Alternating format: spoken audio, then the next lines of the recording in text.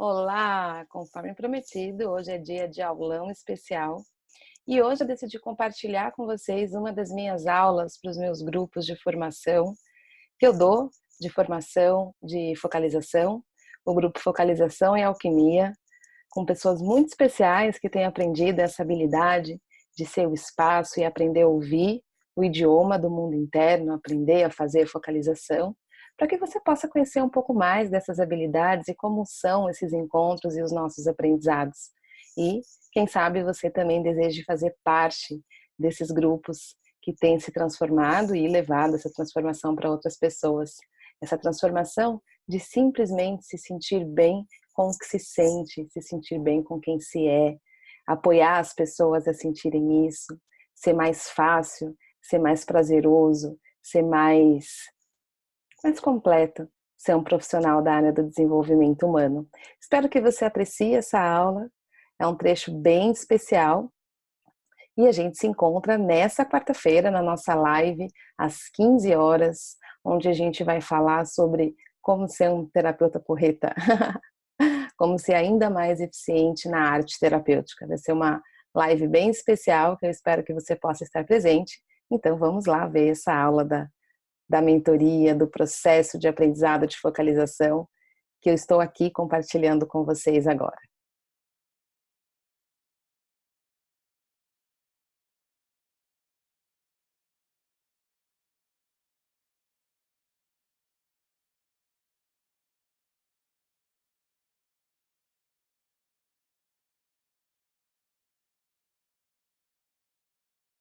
Eu não sei se vocês viram, eu compartilhei essa semana que passou.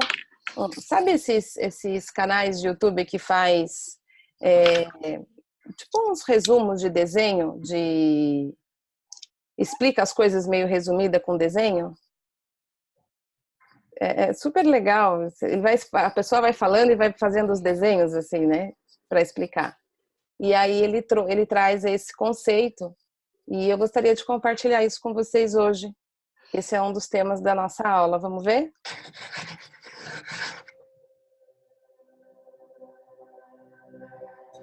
Quando nós vemos todos os problemas que a nossa sociedade tem hoje, como, por exemplo, desigualdade social, violência e miséria, a gente costuma acreditar que esses problemas nada têm a ver com a gente. Mas pensa bem, se as suas disfunções psicológicas, como, por exemplo, egoísmo, medo, violência, afetam diretamente as pessoas mais próximas de você, as suas relações, e a sociedade em si é formada por um conjunto de várias relações, então os seus problemas psicológicos afetam diretamente a sociedade. Então pensa bem, se você quer transformar a sociedade, a primeira coisa que a gente precisa fazer é mudar a nós mesmos, né? Aí surge a pergunta, como a gente se transforma? A gente só consegue transformar aquilo que a gente conhece, e por isso o autoconhecimento é o primeiro passo e é fundamental. Antes de falar do processo de autoconhecimento, é muito importante conhecer o seu maior obstáculo, que é o julgamento. Eu vou mostrar agora num exemplo rápido como que o julgamento atrapalha o processo de autoconhecimento. Vamos supor que você seja uma pessoa que apresenta um comportamento de ciúme. Em grande parte das pessoas, normalmente a mente delas funciona da seguinte forma. No primeiro estado, o ciúme ou a emoção simplesmente surge no seu corpo. E aí, no estado 2, você sentindo os impactos negativos que o ciúme tem nos seus relacionamentos afetivos e a sensação ruim que isso tem no corpo, você julga o ciúme como sendo algo negativo e você imediatamente reprime essa emoção. E aí, no estado 3, olha o que a mente faz. Reconhecendo que o ciúme é um estado não desejado, ela projeta um novo estado futuro e ideal de não ciúme e começa a perseguir aquilo como algo a ser alcançado.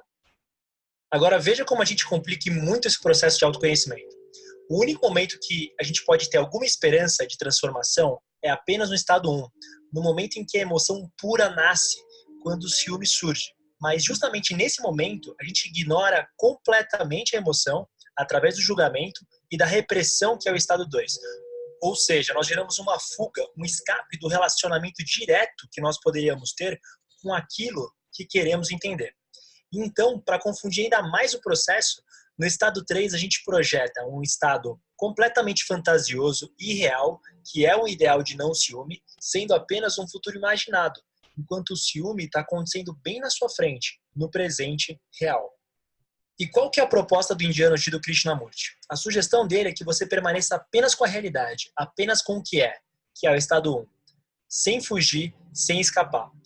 A sugestão é que você recepcione de forma passiva e amorosa todo e qualquer movimento da sua mente, sem julgar, sem classificar ou dar um nome ao que está acontecendo.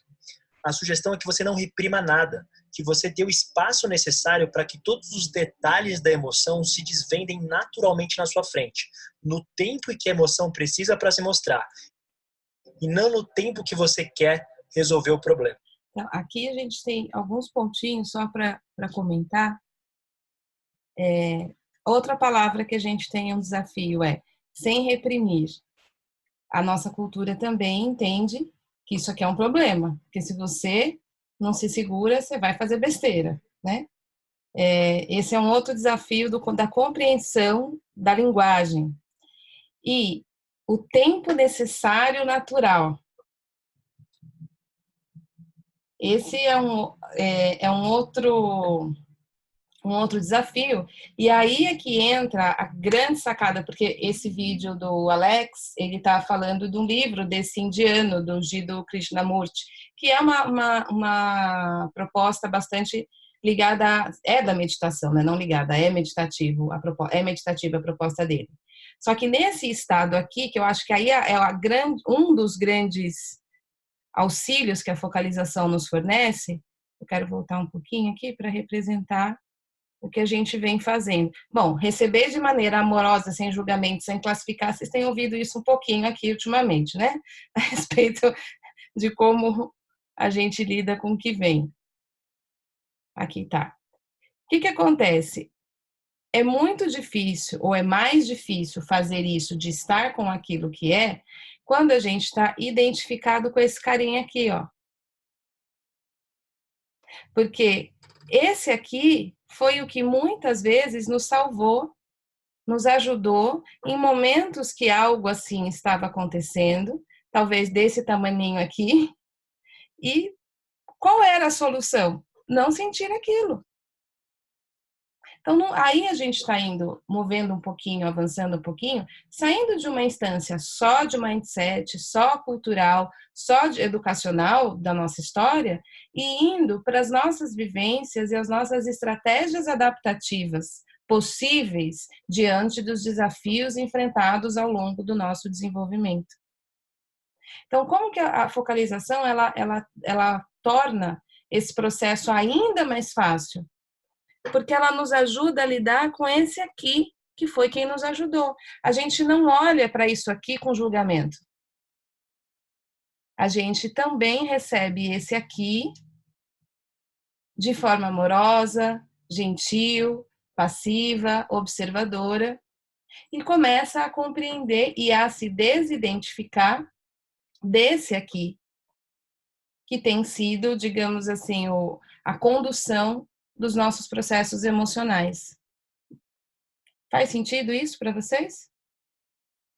Então, vamos avançar um pouquinho aqui, que esses pontos são importantes.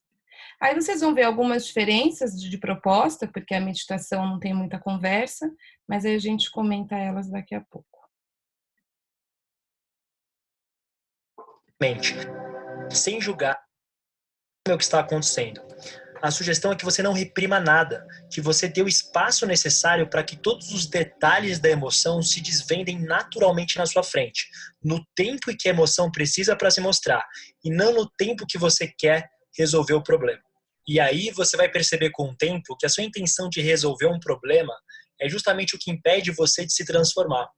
Porque quando você está na mentalidade de resolver algo, você naturalmente já está julgando aquilo que você quer mudar como algo ruim. Percebe o paradoxo aqui?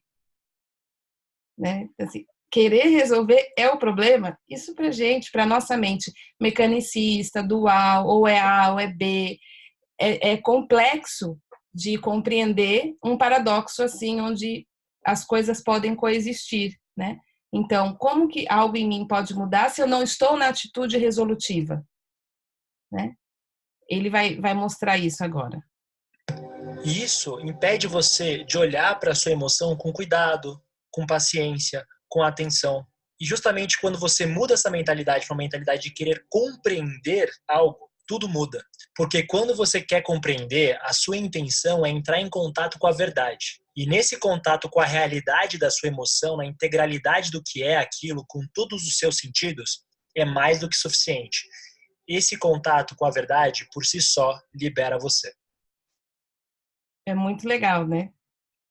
Agora, a gente precisa viver isso, para a gente perceber isso acontecendo. E é isso que vai mover a gente da mentalidade querer resolver para estar com, e através de uma compreensão, aquilo na sua frente se desvenda e se transforma. Para reforçar o entendimento, a sugestão é que essa observação seja silenciosa. Por isso que você não precisa necessariamente classificar ou dar nomes. A ideia é que você veja isso como uma metáfora, que você treine a sua mente para ser como um céu, super ampla e aberta, que permite a passagem dos pensamentos que vêm como nuvens, surgindo, passando e indo embora, enquanto você vai ser apenas um observador, interessado e curioso em entender o movimento de cada uma delas.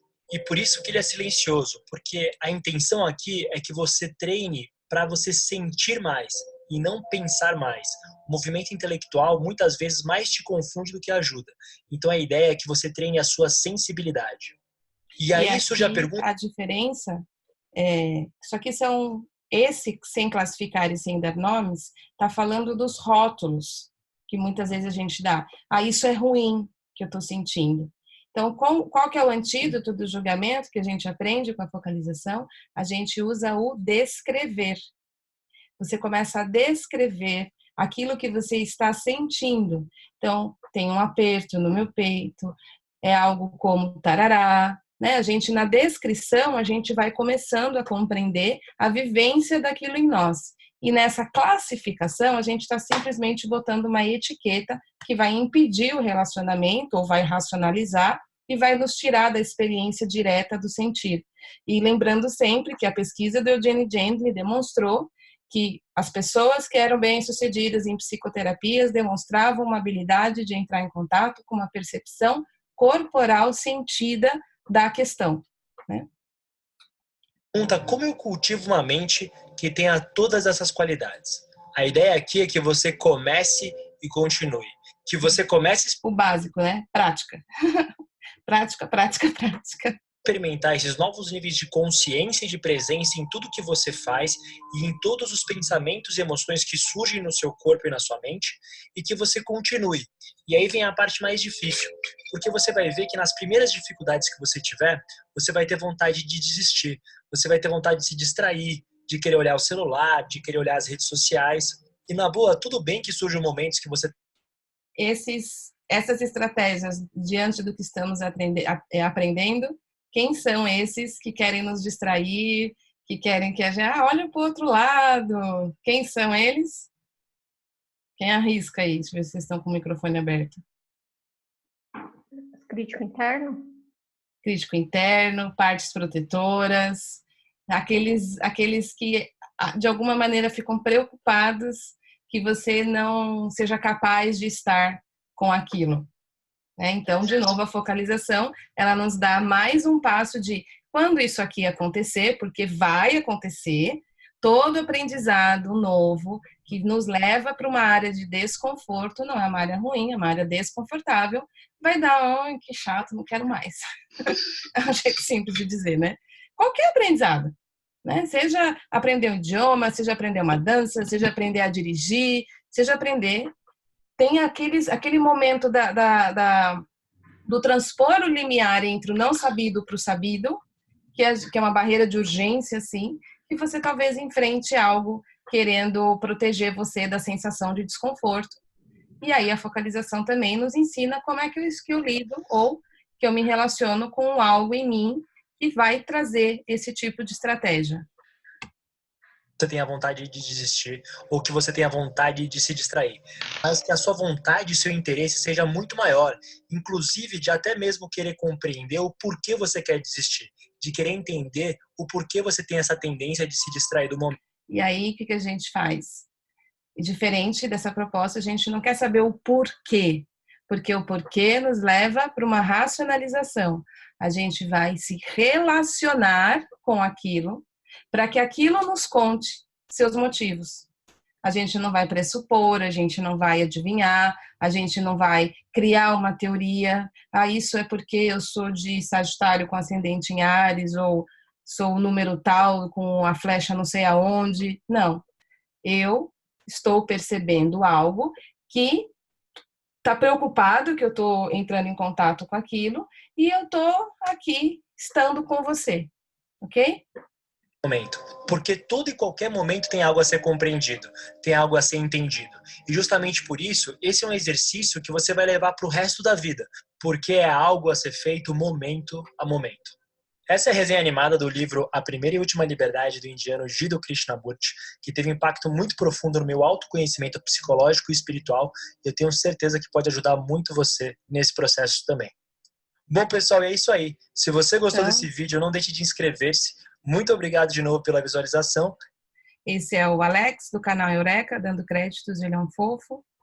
Muito legal os vídeos dele. E eu acho que aqui fica bem contextualizado, fazendo, como eu fiz essas pausas só para trazer mais para o contexto da focalização, em termos de princípios, em termos de valores que sustentam, a gente está dentro de uma mesma ideia de compreensão. Agora, em termos de processo, em como viver isso, em como trazer isso para a nossa vida, aí a gente tem uns passos a mais, digamos assim. E tem uma outra coisa que eu acho, uma outra metáfora que a Anne traz, que é muito legal, que às vezes ela traz assim, uma pessoa uma vez me disse que estava fazendo focalização e ela entrou em contato com algo que era como uma parede de parede, sei lá, a muralha da China. E ela tinha o senso que a questão estava do outro lado da parede. Então, essa parede, ela tinha meio que uma intenção, ela conseguia perceber a intenção que aquela parede transmitia como você não vai lá. E ela notou que veio muito claro para ela todo o mindset de como eu derrubo a parede. Como é que eu tiro a parede daqui? E o que a Ian traz de sugestão, ela fala, e a nossa proposta é, arme a barraca ao lado da parede. E esteja ali com a parede. E alguma coisa vai acontecer na parede. Aí você prepara seu chá e diz, eu estou aqui com você. Só que como é que estado é esse que você está ali tomando seu chá, fazendo sua fogueira, na sua barraquinha, em contato com algo que parece ser uma parede? Paz, serenidade. Tá tudo bem que você esteja aí pelo tempo que você precisar. Eu estou aqui com você. E aí essa pessoa que ela acompanhava foi mantendo essa atitude e um dia ela percebeu que a parede parecia mais um tipo de rede, um tipo de uma coisa meio porosa que tinha furinhos. Aí ela falou, uau, parece que você está querendo que eu veja alguma coisa. E assim, a parede foi se transformando e o que estava lá foi aparecendo e todo o processo dela foi andando. Mas ela não ficou bem depois que isso aconteceu, ela já estava bem. E ela não estava lá para derrubar a parede, ela estava lá para estar lá com aquilo que estava preocupado, que estava com medo, que queria protegê-la. Então, essa amizade com a metáfora da parede, né? Acho que é claro que isso é uma metáfora do mundo interno, né? O nosso mundo interno usa uma linguagem metafórica que através de símbolos para que a gente possa compreender o significado, e símbolos são metáforas, imagens, histórias, sensações, tudo isso junto. Então, o símbolo da parede tinha o seu significado, né? Ela teve um senso, né? E lá na descrição tem às vezes ela checava se tudo bem tocar, então ela sentia a textura da parede, né? Isso é o descrever. Então não tinha uma atitude E essa, é muito difícil transpor essa parede. Por que que essa parede está aqui? Isso tem a ver com isso, com aquilo outro. Não, eu simplesmente estou aqui com algo em mim que é como uma parede muito grande, bem cinza, e eu estou aqui com isso. Então é assim que a gente cultiva esse estado e ao mesmo tempo mantém o relacionamento. Vocês já se perguntaram aqui durante as nossas aulas por que o relacionamento é importante? Já veio para vocês assim, por que eu tenho que me relacionar com isso? Por que relacionar? Qual que é a intenção? Existe alguma intenção nesse relacionamento? Tá, eu tô entendendo que eu preciso, ou existe a proposta de estar com. Eu tô entendendo que quando o ambiente é nutritivo, as coisas florescem. Tô entendendo tudo isso. E tô entendendo que isso permite desidentificação, permite haver você e aquilo em você. E isso cria a possibilidade de relacionamento. Então, tudo isso está nos levando para um relacionamento. Vocês já se perguntaram para quê, ou por quê, ou o que está por trás, algo assim? Tiveram essa curiosidade? Posso falar, Claro, Cecília? pode, por favor. Não sei, vou falar da minha experiência aqui, porque eu sou professora há 17 anos, então eu trabalho com comunicação há 17 anos, tá? Mas para mim a comunicação, seja com uma pessoa, seja dentro de uma empresa, seja com o seu corpo, se a gente não tem esse relacionamento com o nosso corpo, com nós mesmos ou com qualquer outra pessoa de forma eficaz, você tem muita área cinzenta, gray area, digamos assim, para presumir. Então, a gente presume as coisas, né, que seriam os julgamentos, os rótulos, e a partir do momento que você presume, você não tem mais espaço para entendimento. E eu acho que com o tempo, esse negócio da cabeça muito acelerada, a gente perde esse básico da comunicação, que é, primeiro, ouvir, né? Saber ouvir. E entrar nesse espaço que você falou da curiosidade, que é o básico, básico, básico da comunicação. E sem esse básico da comunicação não tem relacionamento nenhum. Então, você não vai se entender se você não se relacionar. E se você não tiver esse básico da comunicação, também não tem relacionamento. Então, para mim, o relacionamento e a comunicação são duas coisas que estão ligadas, né?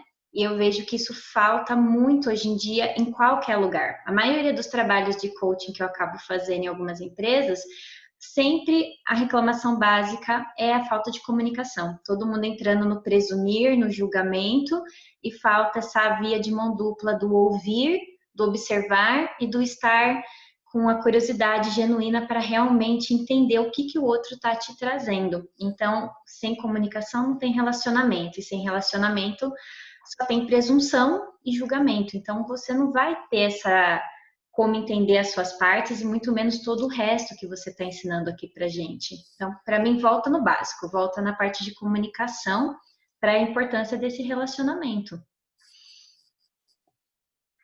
Pode falar, Elaine. Eu vou comentar o que a Aline falou, vou ver a Elaine e vou falar. Pode falar. Eu acho que percebi só hoje que assim ficou mais claro que o objetivo, eu acho, que é conhecer aquilo que está dentro de nós. Eu descobri coisas essa semana que eu não sabia. Não sei, e aí hoje com a discussão com você eu caiu mais outra ficha, né? Mas aconteceu durante a semana. Eu descobri algo em mim que eu nunca tinha visto, ou parado, ou pensado. Não sei, acho que é isso. Sim. Descobrir o que a gente desconhece também, e aí, claro, as outras partes da focalização, né? Que é entrar em contato, fazer o forno. Fazer o forno. O ponto que a Aline trouxe é fundamental, eu concordo 100% que a base da comunicação está no relacionamento, né?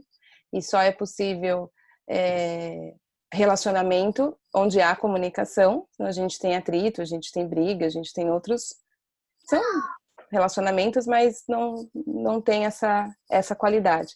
Então, o ponto que a Aline está trazendo é do meio para, né? O instrumento, o manejo para. E o ponto que a Elaine está trazendo é para quê? E aí o que a Elaine está trazendo é aquele ponto inicial do vídeo que a gente viu agora, que é o autoconhecimento. A gente só consegue transformar aquilo que a gente conhece, né? Eu só consigo, sei lá, mudar a cor desse quadro porque eu estou vendo esse quadro, ele está aqui. Se eu não vejo ele, eu não tenho nada para fazer com ele, não existe para mim, né? Então eu só consigo ter algum tipo de transformação em relação a algo em mim através do conhecimento, eu saber que aquilo está lá, eu compreender aquilo. E compreender passa por essa qualidade de relacionamento onde aquilo em mim tem a oportunidade de se apresentar para mim. Eu não estou interpretando aquilo através do meu ponto de vista. Então, se eu estou conhecendo alguém e eu falo, olá, prazer, meu nome é Cecília, como vai? Aí a pessoa vai começar a falar, nem precisa me dizer, eu já sei. Você está assim, você está assado, você está cozido, e você está assim, assado, cozido, porque provavelmente alguém conseguiria ouvir isso. Mas a gente faz isso com as nossas emoções, com os nossos sentimentos, com as nossas vivências internas. A gente, eu estou com uma ansiedade. Ou a gente quer eliminá-la, e reprimi-la ou evitá-la, ou a gente quer dizer para a ansiedade como ela é. A gente quer contar para ela. Eu falo ansiedade sempre porque ansiedade é o que mais aparece de queixa. Assim, sei lá, se eu atender 10, 9 traz a questão de se sentir ansioso, de se sentir tenso, de se sentir preocupado, de se sentir, enfim. Então, por isso que toda hora eu acabo usando o exemplo da ansiedade. Não permite que aquilo se apresente para você. E aí você não vai conhecer. Você não vai desenvolver um relacionamento. Agora eu quero incluir mais um ponto para vocês. Bem interessante em relação a esse relacionamento. Vocês já me ouviram dizer algumas vezes que quando a gente está em contato com algo, nessa qualidade de relacionamento, que você está realmente conhecendo, assim, se dando conta, curioso, e dizendo, eu estou entendendo, nossa, é assim que é para você, etc, etc. Aquilo em você começa a se sentir entendido, compreendido. E assim ele começa a se sentir aceito. Tem um exemplo muito interessante que também que é entrar de um hospital para crianças, que uma menina de 6 anos tinha recebido a informação que ia embora, ficado sabendo que ia embora, mas aí deu um tipo de complicação no exame, você não vai embora ainda. E ela entrou praticamente num surto, assim, de eu quero ir embora, eu quero ir embora, eu quero ir embora, e aí vêm umas enfermeiras super gentis, olha, vamos brincar disso, olha a casinha, olha a panelinha, olha a bonequinha, vamos ver o desenho tal, e ela quer ir embora, quer ir embora, quer ir embora, quer ir embora, eu não quero mais ficar aqui, eu não quero. Aí chegou uma enfermeira, mais tarde, ou uma outra funcionária, que agora não lembro o cargo, e virou para ela e falou assim, eu tô entendendo, você quer realmente ir embora, é isso? Aí ela acalmou. Eu posso imaginar o quão difícil tá para você ficar aqui. Eu tô ouvindo você. Eu tô ouvindo o quanto você quer ir embora. Aí ela falou, mãe, dá minha boneca? Aí ela foi brincar. Porque não havia mais briga. Então, quando aquilo foi validado, aquilo foi conhecido, aquilo foi permitido existir, você tem o direito de sentir o que você está sentindo. Você tem o direito de querer ir embora. Ela foi embora? Não foi, ela realmente precisava ficar no hospital. Mas você tem o direito de acolher o seu sentimento de querer ir embora.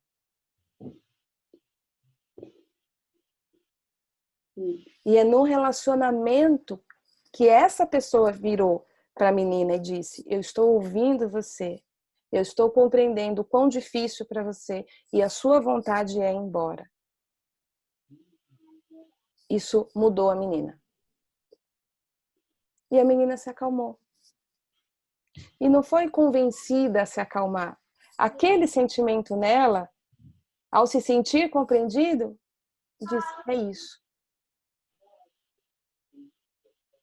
Então, quando a gente estabelece esse relacionamento, aquilo em nós tem a oportunidade de ter a vivência de ser recebido, compreendido e aceito, e muitas vezes, e aqui isso é um ponto importante, receber aquilo que não foi recebido.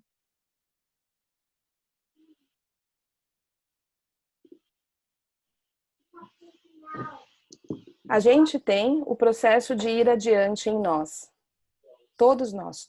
Vocês já me ouviram falar essa frase algumas vezes, então, para recordar, tudo que está vivo pressupõe um próximo passo. Pressupõe um ir à frente, um seguir adiante. Se eu como, isso implica que vai haver salivação, que vai haver suco gástrico, que vai haver digestão, que implica que vai haver eliminação de resíduo, que, percebe? Sempre assim, né? Ordenado e sempre um próximo passo, certo? Isso é a vida em nós. Então, quando um nenenzinho nasce, já implica que ele vai pressupor relacionamento, porque a gente é programado para relacionamento. O nosso organismo sabe que se não houver contato, a gente morre. É simples assim. Se o nenenzinho nascer, cair, sei lá, na selva e não tiver ninguém lá para cuidar dele, ele não vai sair andando procurando comida. Não existe essa habilidade pronta. Então, a gente já pressupõe relacionamento, a gente tem essa expectativa de relacionamento. Nós somos seres relacionais, interacionais. Nós estamos em interação o tempo todo. Tudo é relacional. Se você está com alguém ou se você está se sentindo sozinho, o se sentir sozinho é relacional. Porque significa que você sente falta do quê? Vocês percebem isso? Que tudo é relacional? A gente está sempre na busca desse contato. E tudo que mora na gente também. Então, esse nenezinho que pressupõe... A Anne conta uma história que o pai dela serviu na Segunda Guerra. E quando o pai dela voltou para casa, após ter servido, obviamente ele voltou traumatizado. E na época ela era uma criança, obviamente não chegou à conclusão do tipo, o meu pai está traumatizado. Né? Mas ela esticava os bracinhos para abraçar ele e ele saía. Ele não conseguia se relacionar. Então, esse movimento de ir em direção que não era recebido, não se completou, não foi atendido. E, obviamente, que o nosso organismo maravilhoso, inteligente, faz o quê? Desenvolve caminhos adaptativos para lidar com isso. Como eu posso receber esse passo que não foi possível, estava disponível? Então, aquilo fica num stoppage, né, numa parada, e eu desenvolvo outros caminhos para lidar com isso. Mas aquilo em mim continua esperando. Porque esse é um passo. Quando você se relaciona com algo em você, ele tem passos que muitas vezes não foram cumpridos, não foram formados. E é por isso que existe o que eu conheço da questão, que eu sei da minha questão, que eu falo sobre, eu sou assim por causa disso, por causa daquilo, porque minha mãe, porque meu pai, parará. E tem mais. E esse é o limiar do desconhecido, que é um senso sobre aquilo que o Eugene trouxe, que é no Feldsense que a gente vai encontrar esse limiar do desconhecido, aonde a gente entra em contato com o não sabido. E o não sabido é maior do que o sabido. O universo é maior que o planeta Terra, né? Então, acho que dá pra gente compreender que a gente sabe menos do que mais, né?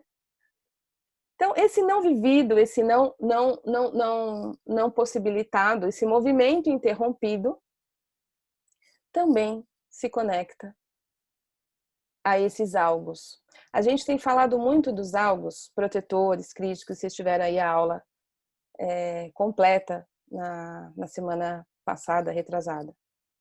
Agora, acho que vocês já perceberam que existem outros algos que não têm muito carinha de protetor e crítico, né?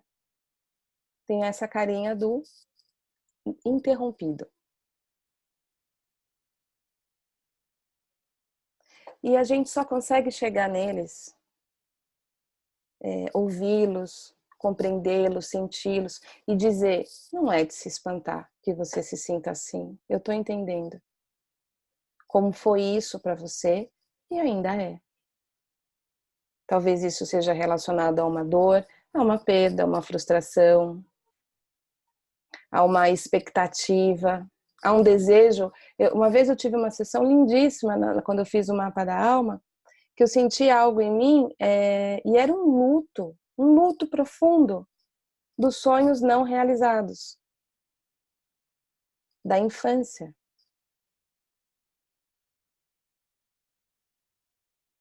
Aquilo sentia um pesar tão grande de não ter tido infância. E aí faz sentido eu virar para algo que se sente assim e dizer, mas olha, hoje, o que importa hoje? Aquilo está neste momento dizendo para você como se sente. E a gente só diz, não é de se espantar, eu estou aqui com você.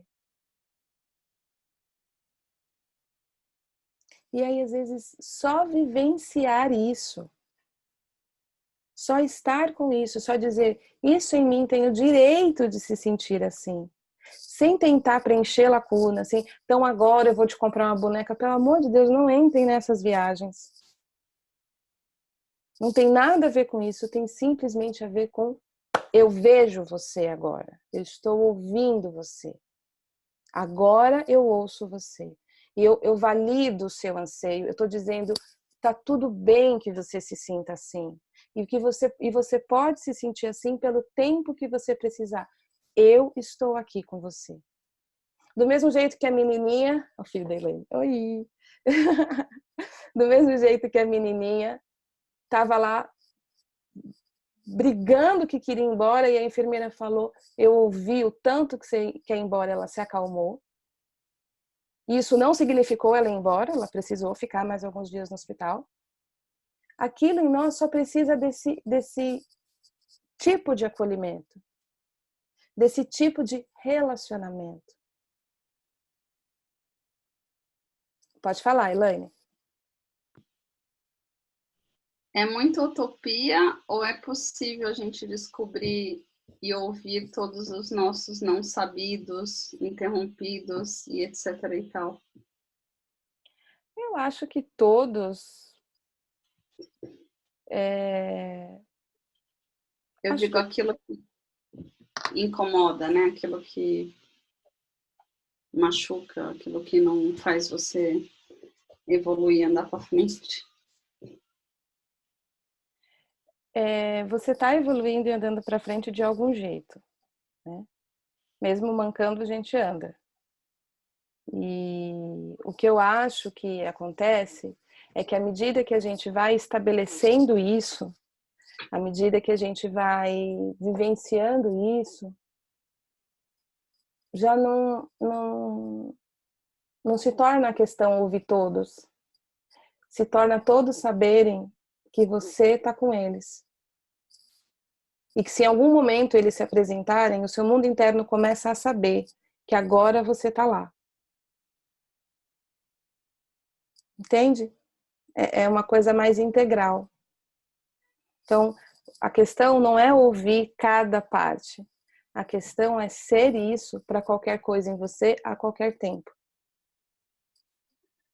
É sempre esse aqui, esse calor, esse... Que inclusive se começa a acontecer assim de você ouvir do mundo externo, mas você não pode se sentir assim, qualquer coisa assim, e dentro você leva a mensagem, tudo bem que isso em mim se sinta assim. Você não precisa brigar com ninguém. O seu mundo interno sabe que essa é a sua atitude agora.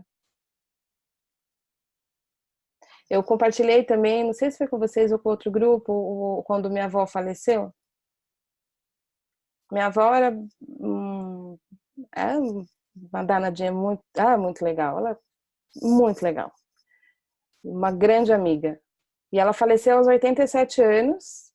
E ela estava super bem. Ela, inclusive, tinha feito ela foi 50 anos, trabalhou na igreja. E era a festa de São Benedito, que era a paróquia que ela frequentava. E era a festa. Sabe aquela a festa? Fica nem dia 12 de outubro de Nossa Senhora? Esse dia era a festa dessa paróquia.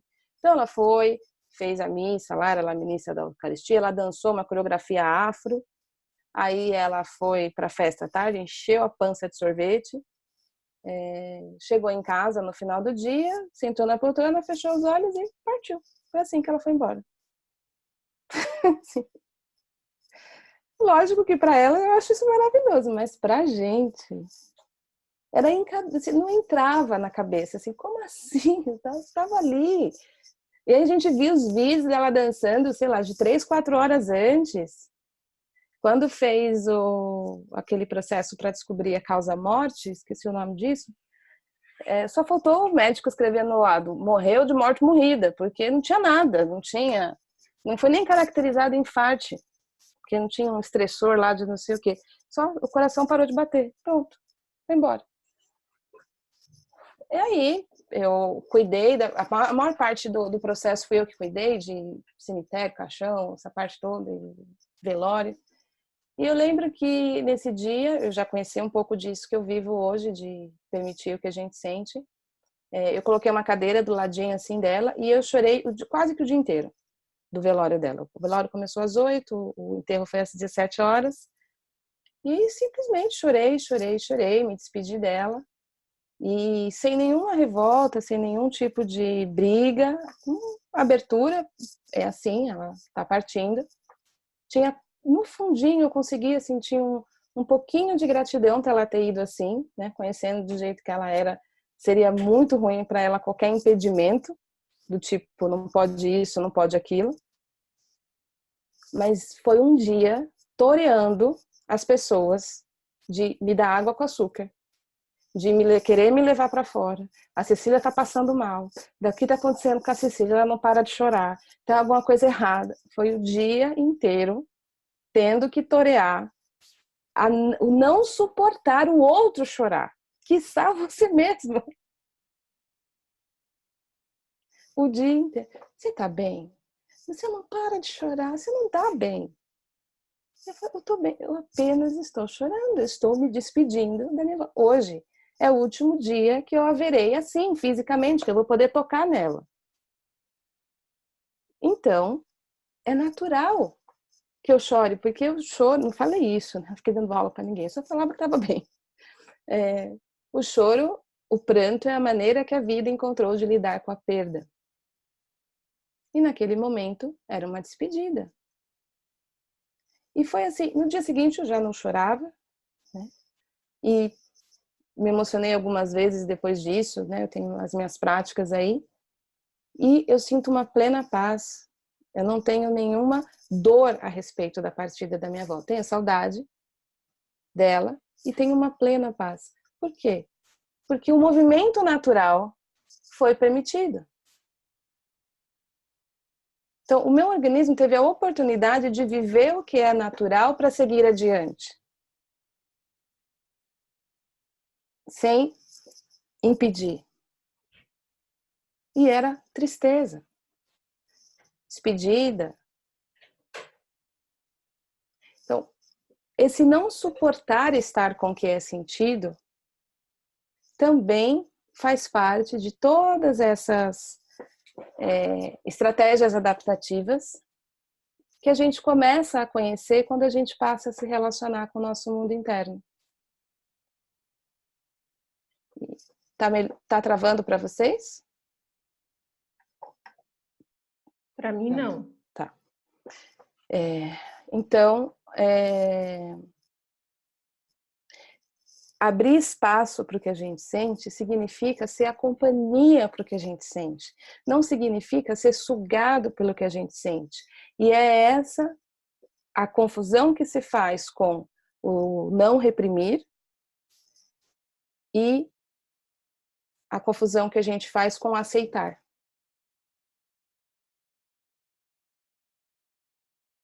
Porque a gente acaba entendendo que não reprimir ou aceitar significa se perder naquilo. E entre se perder naquilo e reprimir, é melhor reprimir. Nosso organismo sabe. A questão é que não existe só essas duas opções. Existe a opção de ser a companhia e mudar o nosso mindset de trabalhar em algo para estar com algo. Sair do mindset, resolver o problema para compreender aquilo em mim. E aí, vocês que são profissionais da área do desenvolvimento humano, o dia que isso se solidifica dentro de você, assim, você começa realmente a ser isso para você, trabalhar com pessoas vira mamão com açúcar. Em que sentido? Tudo que essa pessoa traz é bem-vindo, não tem luta. E não tem uma faca aqui atrás de mim dizendo, você não vai resolver o problema dela? Seu cliente vai embora. Você não vai transformar ela, não? E aí, ó, terceira sessão e nada. E aí, quando é que você vai resolver isso? Isso é uma loucura. Isso, olha, é pesado, difícil. Isso me traz uma outra metáfora. Eu estou lendo o livro do Andrea Bocelli, estou terminando a biografia dele. E acho que vocês sabem quem é o Andrea Bocelli, né? Então, e durante um tempo da carreira dele, foi bem difícil. Ele teve umas apresentações assim, que um cara chegou nele e falou assim, o que você achou da sua apresentação? Ele falou assim, só o público pode julgar. Ele falou, então estuda mais um pouquinho.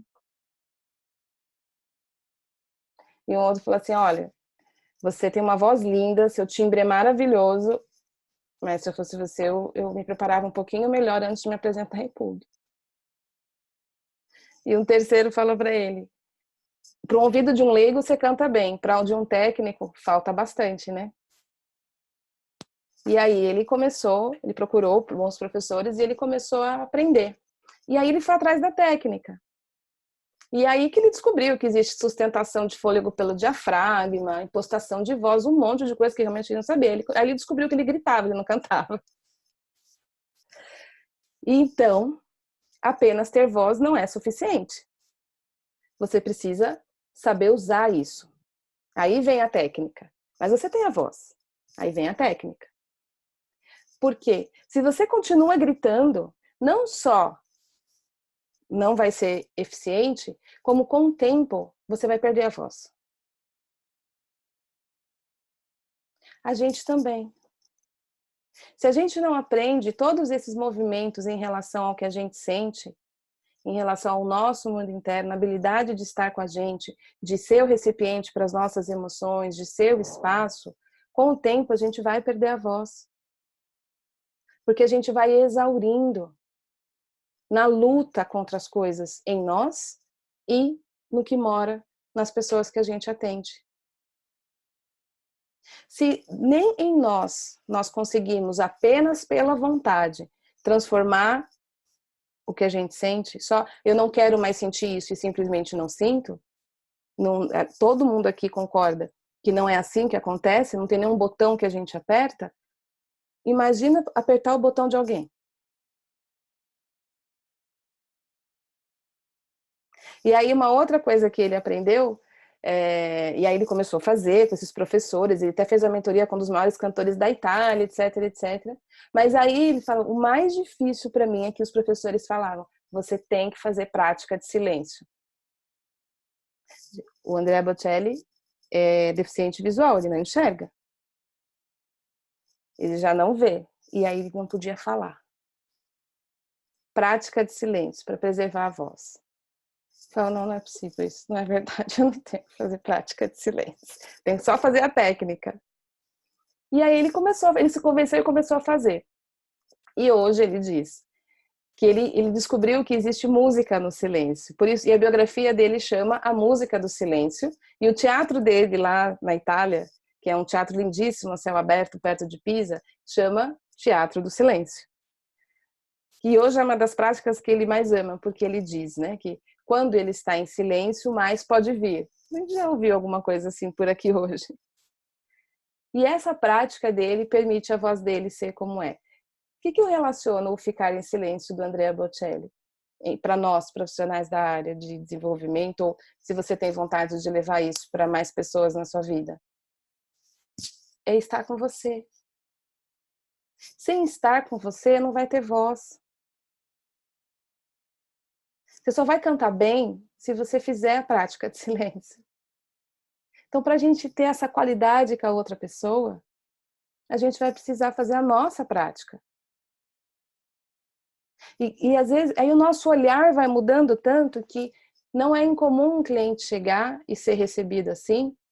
E quando a gente olha para ele e diz, eu estou vendo que tem uma guerra aí, e vamos criar um espaço para estar com o que está sentindo. E você, nesse momento, é o primeiro olhar que ele está recebendo de aceitação, que ele ainda não sabe dar para ele mesmo. Isso já começa a abrir espaço. Agora, uma pessoa que já está apertada e que senta com alguém que diz para ela, vamos mudar isso aí, dá mais aperto, né? Dá um pouquinho mais de aperto. Fala, ai meu Deus, como é que eu mudo isso? Pelo amor de Deus. Então, a prática do silêncio do Andrea Bocelli nos ensina que estar em nós, praticar ouvir a nós mesmos, praticar a comunicação que não pressupõe, como diz a Aline, né? Conhecer o que eu não conheço e que mora em mim. Esses espaços que nós vamos criando interno, eles vão indo para o mundo. E a gente vai se tornando naturalmente mais empático, mais compreensivo, mais um monte de coisa. E aí eu concordo com o vídeo do Alex, que a gente viu agora há pouco, que ele começa o vídeo dizendo, para a gente transformar a sociedade, a gente precisa transformar nós mesmos, porque na transformação individual todo se transforma, etc. Porque a gente começa a olhar para as outras pessoas e compreender também diversas vezes que coisas acontecem a partir desses lugares nessas pessoas. O não é de se espantar, em inglês é no wonder, tá certo? Pronúncia, meninas do inglês. No wonder. Eu acho que no wonder capta melhor ainda do que não é de se espantar. Quando eu faço sessão com a Amy, que ela fala, no wonder, eu falo, que delícia isso. Não é de se espantar. E esse, você tem o direito para algo, né? Não você. Aquele algo ouve de você. Você tem o direito de se sentir como você se sente. Tá tudo bem. Eu tô aqui com você. Então aí está. Espero que você tenha apreciado a nossa aula, o nosso encontro, como é, né, com esses grupos especiais. E a gente se vê semana que vem. Uma boa noite.